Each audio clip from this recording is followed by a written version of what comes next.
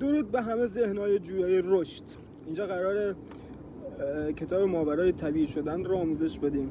خیلی خلاصه میخوام بگم به کانال ذهن برتر خوش اومدین. اول از هم باید میگفتم به کانال ذهن برتر خوش اومدین. اینجا قراره کتاب ماورای طبیعی شدن رو آموزش بدیم که وارد دنیای ذهن، آگاهی و انرژی بشیم، که یاد بگیریم چطور ذهنمون رو تربیت کنیم که زندگی بیرونمون رو متحول کنه، که قطعا راجبش شنیدین که میگن همه چی از درون شروع میشه.